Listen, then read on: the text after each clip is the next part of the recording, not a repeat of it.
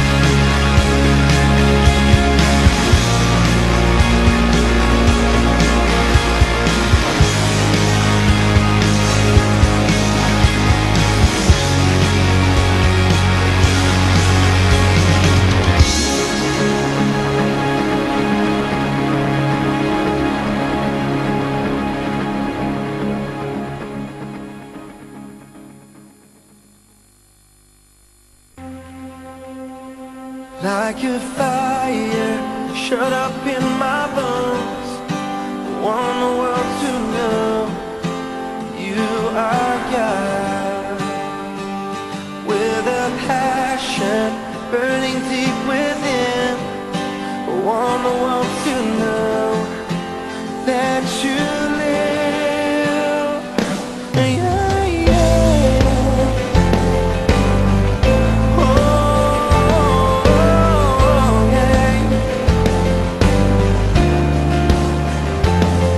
Your presence come and saturate every part of me, make me new.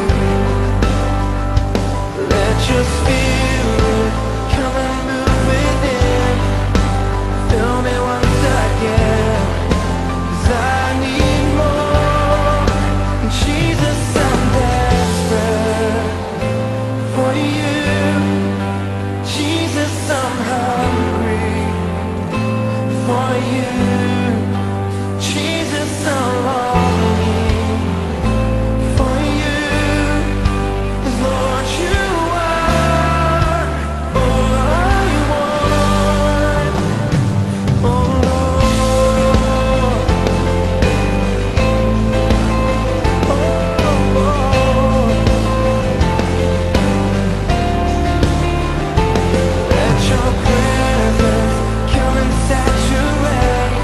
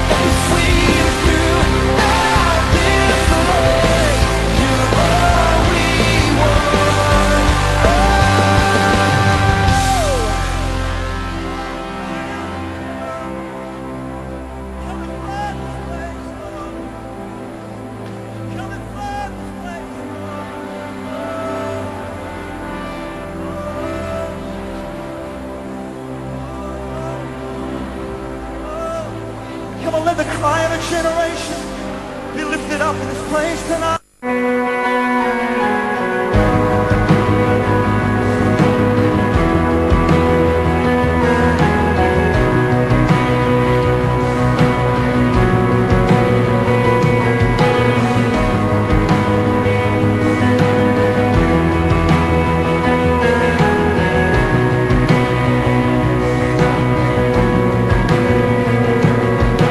Christ is my reward.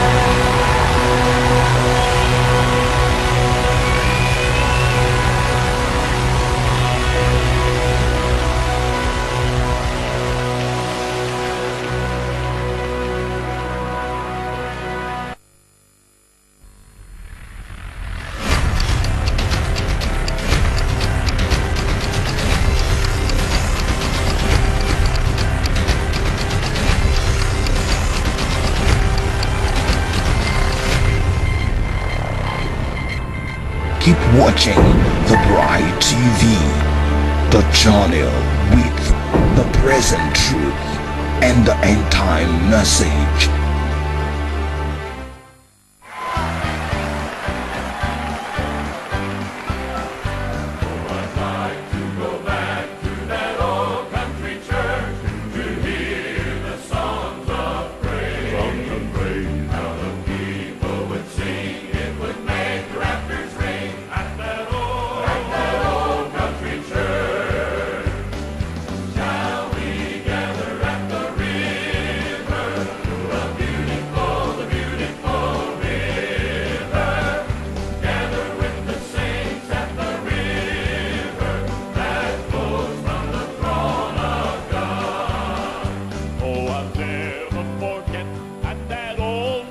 Church, how glory of the Lord came out, and the children would smile as they shouted down the aisle of that old country church. In the sweet by and by, we shall meet on that beautiful shore. In the sweet by and by, we shall meet on that Sunday I'd see all my friends dear to me at that old country church. When we kneel down to prayer, everybody would be there at that old country church. I'm waiting safe and secure from all alarm. I'm waiting on the everlasting arm. Now the years have gone by, and so many have died at that old country church. But they're on the other shore, where they'll sing forevermore, as they did at that old country church. I'm redeemed, I love you, glory, glory. Christ is mine, all today I now reside. I am here. I have been redeemed. I'm redeemed, I love you, glory, glory. All today I now reside. I am here. I have been redeemed at that old country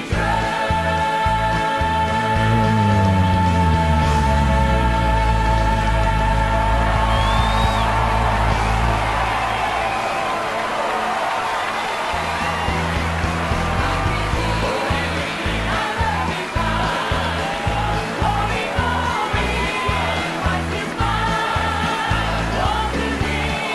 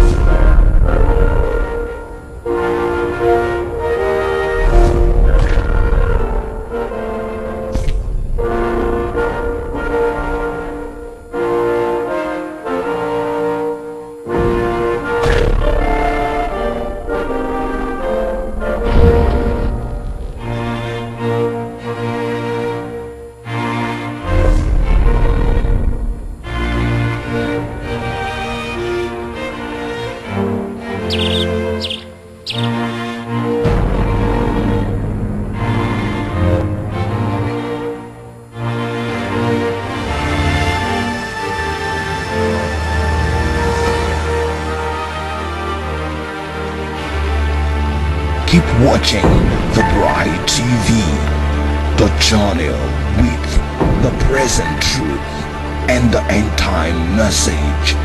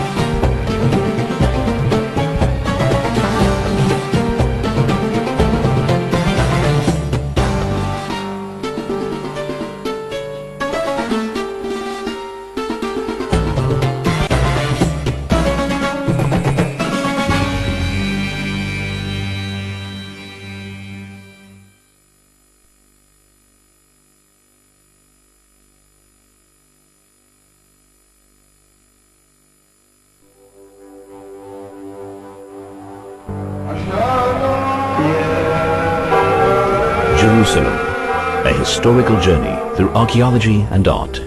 Jerusalem, a mosaic of different peoples, faiths and nationalities.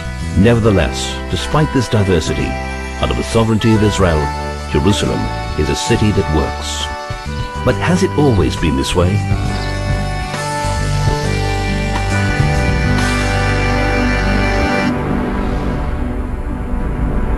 The first historical mention of Jerusalem is in the Bible, in the era of the patriarchs.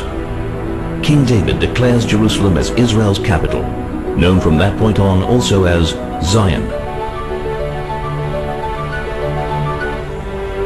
His son King Solomon builds the first temple.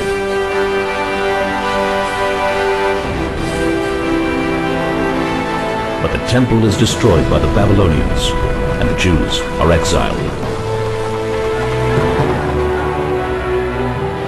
King Cyrus's declaration enables the Jews to return and rebuild the temple.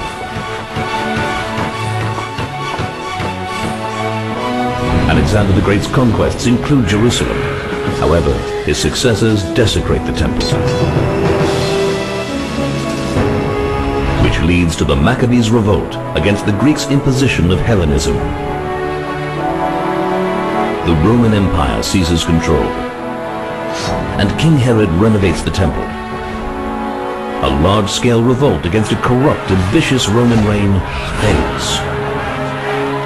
The Second Temple is destroyed, and the Jews are banned from Jerusalem. 60 years pass, and Bar Kokhba leads another revolt for the freedom of Jerusalem. But it fails after 3 years of battle. Jews are banned from the city, renamed by the Romans Aelia Capitolina, in order to eradicate its Jewish heritage. Roman Emperor Constantine converts to Christianity and reinforces the ban on Jews entering Jerusalem. A new religion, Islam, sweeps through the Middle East. Non-Muslims are declared second-class citizens. Crusaders conquer Jerusalem in a bloodbath of Jews and Muslims. 2,000 Jews are burnt alive in the main synagogue, and the city is depopulated of its previous inhabitants. The first organized mass Jewish return arrives from France and England. The Mamluks defeat the Christian kingdom of Jerusalem, and building and renovating of synagogues and churches is banned. The great Mishnai commentator Rabbi Ovadia of Bartanura settles in Jerusalem. The Ottoman Empire takes over, imposing restrictions on Jews and Christians, and Sultan Suleiman rebuilds the walls. But as the empire declines, Jerusalem is badly neglected. Still, the Jewish people stream back, build new neighborhoods, and re-establish their majority by 1863. World War I breaks out. The Ottoman Empire collapses and makes room for a new Middle East. The British Foreign Secretary, Arthur James Balfour, declares the establishment of a national home for the Jewish people. Britain receives a mandate to create a Jewish homeland, but forbids Jews from blowing the shofar or reading holy scrolls at the Western Wall. Thousands of Muslims are incited to unleash an attack against Jews in Jerusalem and Hebron. 86 Jews are brutally murdered, hundreds are wounded. UN Resolution 181 declares Jerusalem as a corpus separatum, a separate entity. A Jewish state is declared as Jerusalem is put under siege, conquered and divided. 58 synagogues are destroyed or desecrated. Harsh limitations are imposed on Jews and Christians for 19 years. The Six-Day War. Jerusalem is reunited and freedom and equality are restored.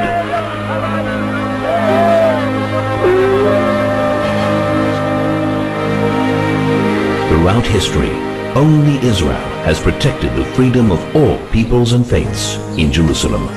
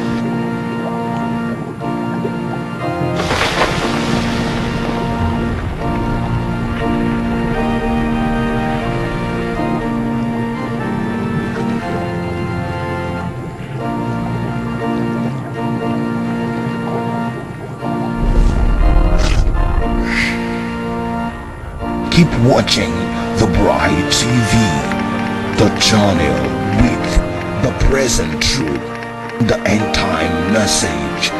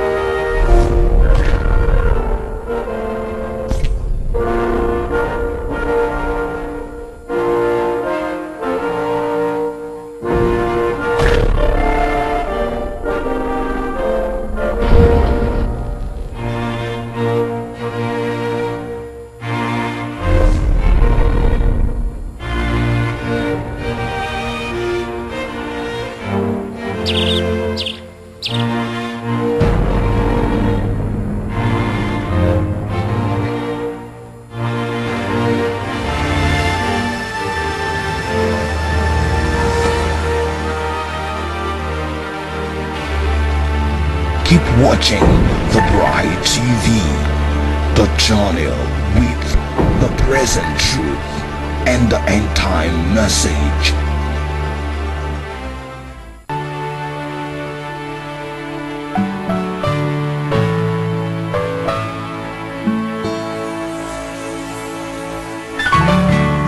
You are watching the Bright TV.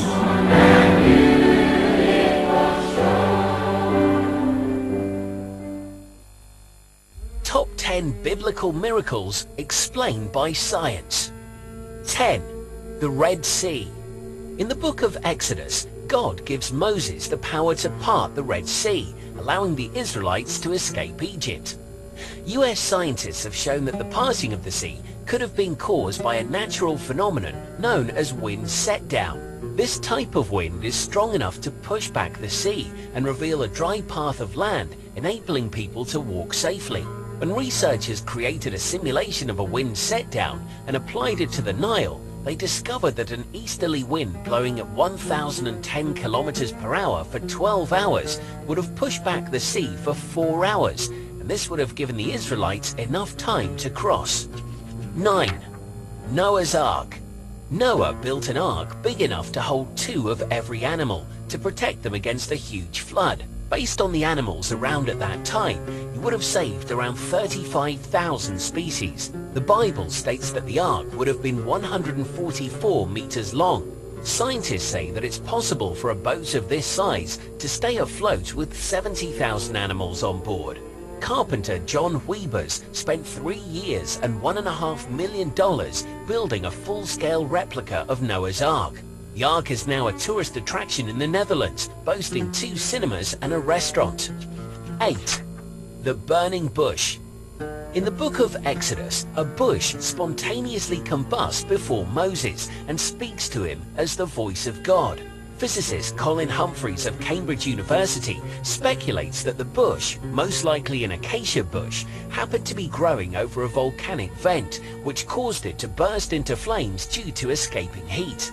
Psychology professor Benny Shannon believes that the voice of God heard by Moses was the result of him taking a local hallucinogenic substance.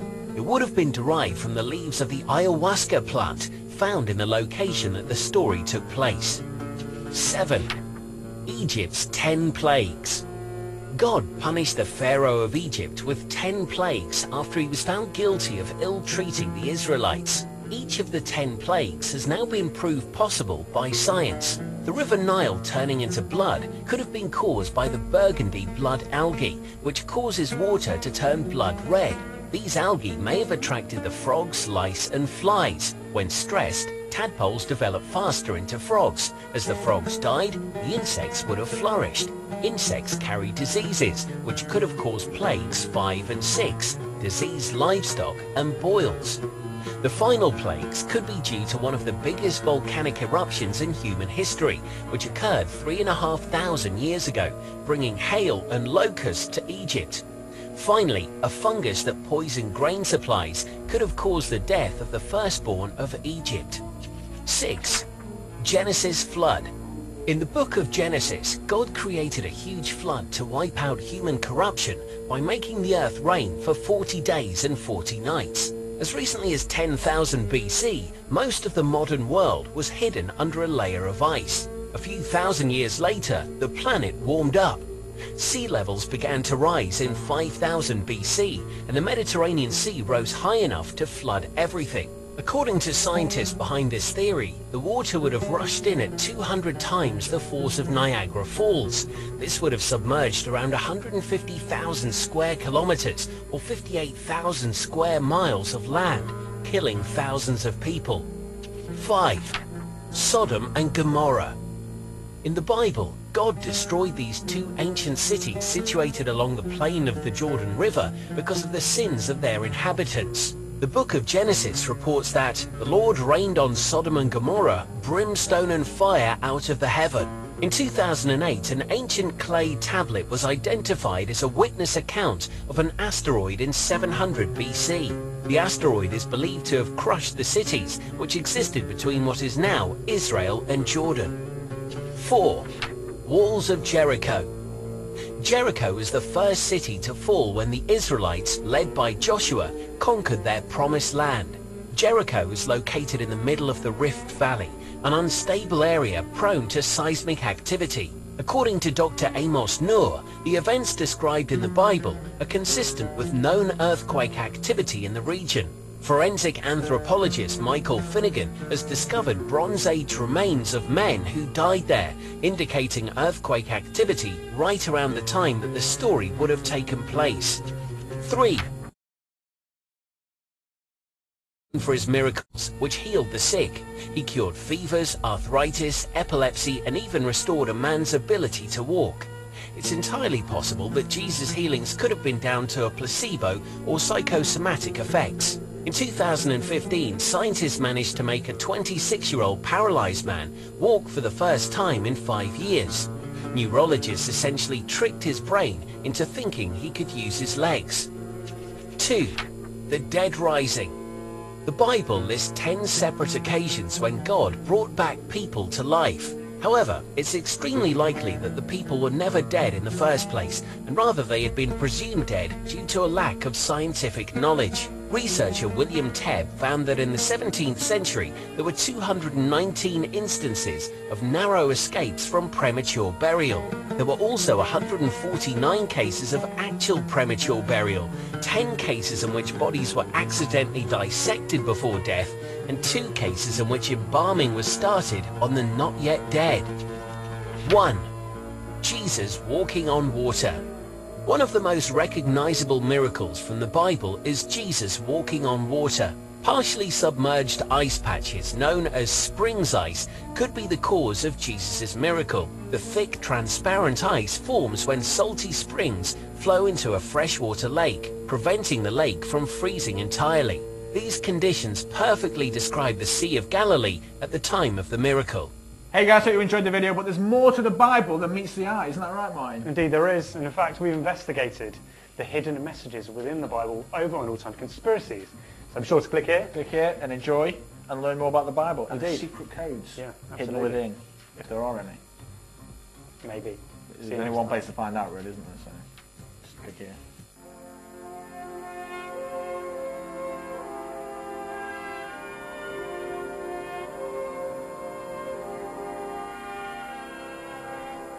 It was a cold February day in 1810. Adoniram Judson, in his second year at Andover Seminary near Boston, slowly paced the snowy ground in the wooded grove behind the school. One thought had been on his mind for months since he had read a sermon about how the gospel had been brought to India. Should I become a missionary, he thought. The answer seemed to crystallize in the crisp winter air. Go into all the world and preach the gospel to every creature. It was Christ's command, and Adoniram made his decision. Several other students in the seminary had also considered becoming foreign missionaries. They banded together in a study group and prepared a proposal to present to the General Association of Congregational Ministers meeting at Bradford. In a clear, powerful voice, Adoniram addressed the assembled ministers. He and his friends were offering themselves as foreign missionaries. After considerable discussion, the delegates voted to set up a foreign mission organization.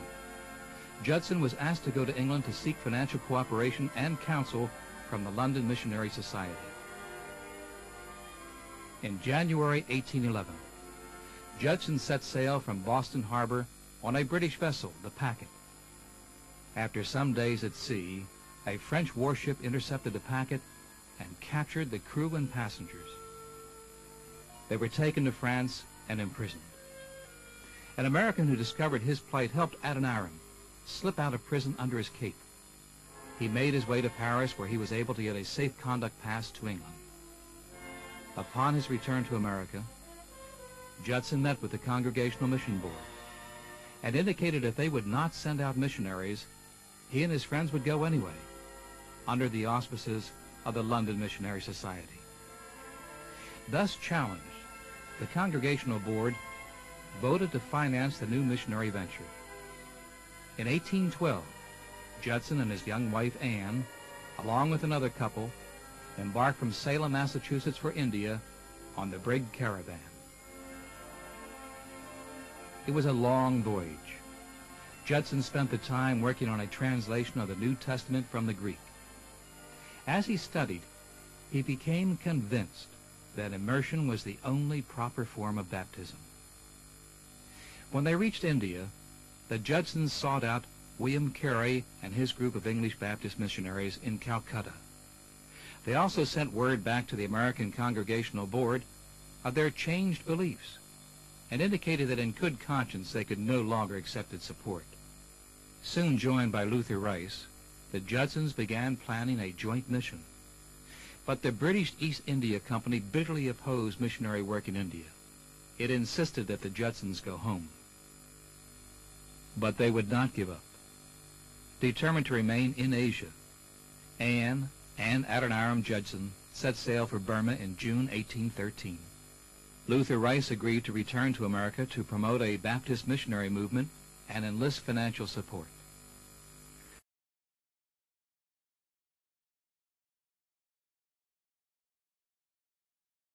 Dead. When the ship finally landed in Rangoon, Anne had to be carried ashore. They made their way along narrow, crowded streets lined with pagodas. When they stopped to rest, a crowd gathered, curious to see these strange foreigners. Almost immediately, the Judsons were attracted to the Burmese people. Adoniram found a Hindu scholar who could teach him and Anne the Burmese language. Within 6 months, the Judsons had learned enough of the language to converse with the people who passed their house. What was needed was a Burmese English dictionary and grammar. Adoniram began working on one and also translating parts of the Bible into Burmese. The task was enormously difficult. The language lacked many words for the kind of ethical and religious ideas which made up the heart of New Testament Christianity. To compound their problems, sickness was a frequent visitor. Anne had a difficult pregnancy. The baby boy she bore died within 8 months, and Adoniram suffered recurring headaches and eye strain that left his body weak and his spirit depressed. "Does God really want me to be a missionary?" he asked. "Why is the way so hard?" But there were enough encouraging signs to pull the Judsons out of their depression. Luther Rice had sent word that the Baptists in the United States had organized a national missionary society to support their work. More missionaries were on their way, and soon a small printing press arrived that would print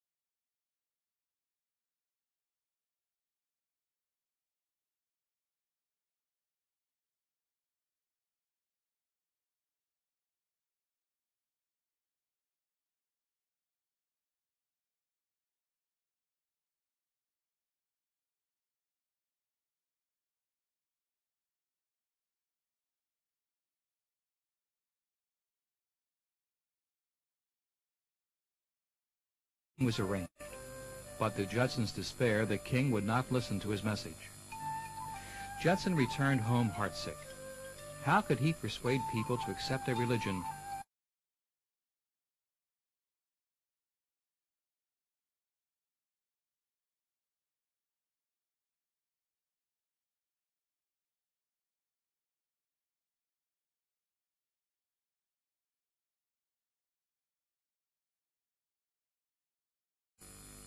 Yet out of this illness, a marvelous opportunity was the opening Adoniram had prayed for. When Anne returned to Burma in the fall of 1823 fully recovered, they immediately left for Ava. Within 6 months of their arrival, war with England had broken out. As foreigners in the capital city, they faced grave dangers. The Burmese were in the habit of killing or enslaving their prisoners of war. As feared, Judson was suspected of being a spy and imprisoned. For a year and a half he remained in prison. At night he was forced to lie on his back, his legs suspended in air and tied to a bamboo pole. Adoniram would not have survived without the aid of his faithful wife. Through gifts to the guards, Anne was permitted to bring food to her husband, then water to wash him. And later she built a private shelter outside the inner prison, which Adoniram was allowed to occupy for short periods of time. Adoniram's major concern was for his New Testament translation, which represented years of painstaking labor. Would this precious manuscript be lost? No. Anne found a way to smuggle it into him, hidden inside a hard pillow. Thus, strengthened by his Bible and by the frequent visits of his wife and new baby daughter, Judson endured the unspeakable filth and oppressive heat of the death prison. Then in November 1825, he was freed. The Burmese needed the help of an interpreter in making peace terms with the English. Adoniram was chosen to do this. Judson decided to return to Ava. Anne, still in fragile health, settled in at Amherst in British Burma, where she set about to start a school and supervise the building of a mission house. But tragedy again struck. Both Anne and the little daughter died. Adoniram was engulfed with an overwhelming sense of grief and loss.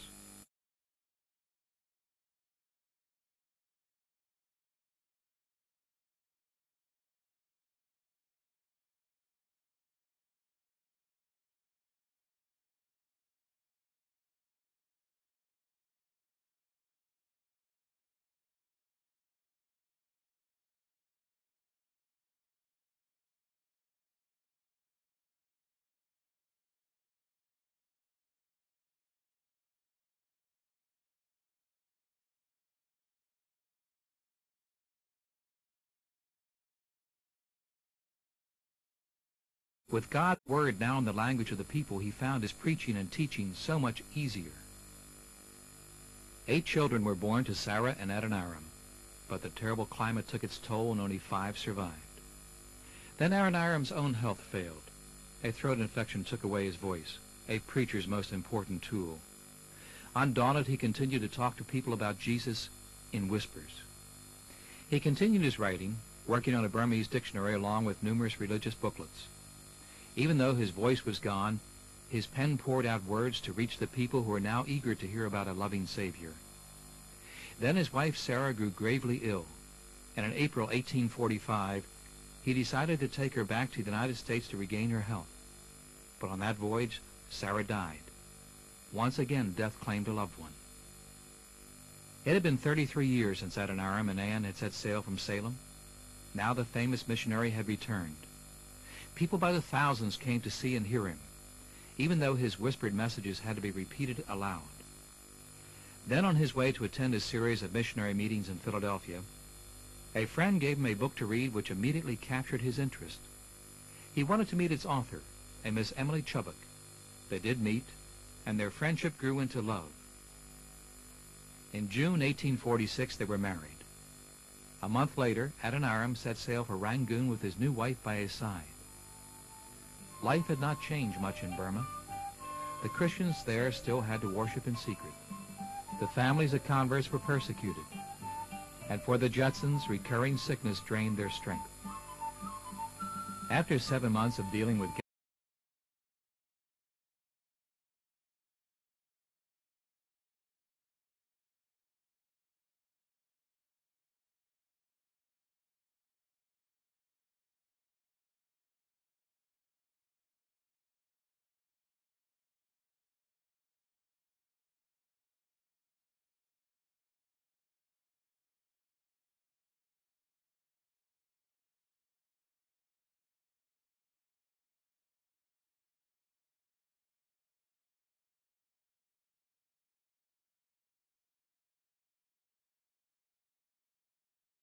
take a sea voyage.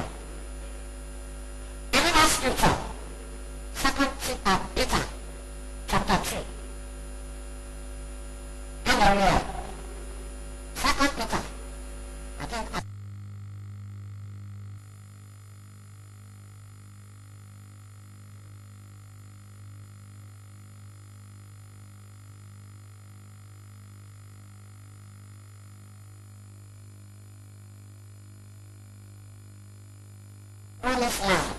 And finally they went to the promised land. This is what it's referring to. But there were false prophets also among the people.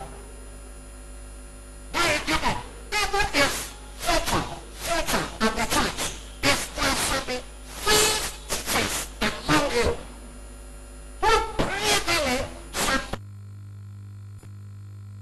deny the Lord that brought them, and bring upon themselves what? Swift destruction.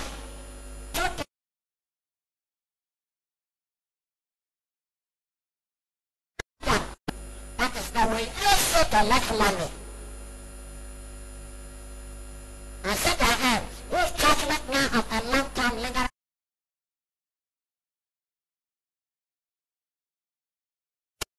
under the judgment hammer. of God. None of them will escape it. Christianity has been reduced to the nonsense we are saying now. Why?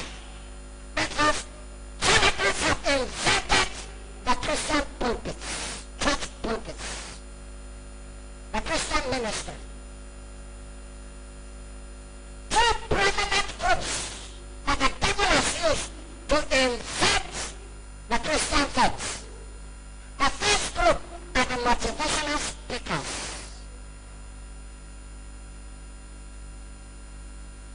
They are already professionally, they are motivational speakers. They normally hire them, corporate organizations hire them. They come and talk, they charge them, they come and speak to their staff, and they know how to talk to motivate you to do anything. And the greatest motivational resource, the best resource for any motivation is the Bible. It's the Bible that has the greatest resource for motivation. The greatest wisdom on earth is in the Bible. The greatest principle for every aspect of your life is in the Bible. And this group of people decided to switch over to that book. But for it to have effect, they changed their titles from motivational speaker to pastor.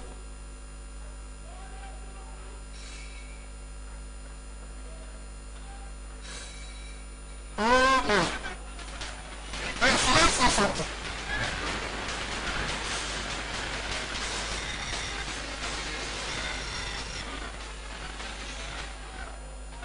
Once the darkness settles, you will not see any miracle there.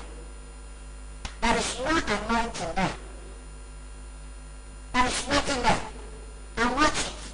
They never speak about eternal life there. Remember, they never speak, you never hear them teach about water baptism. They will never teach anything that can make a sinner repent. They will teach you and give every reason to apply everything in this world. Motivational speakers, and they have lot followers. Because the Bible said, many shall follow their pernicious ways.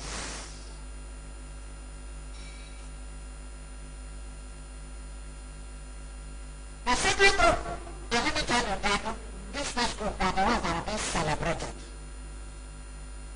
They're the ones that are unproductive. They're the ones that have fanciful looking churches because it is called packaging.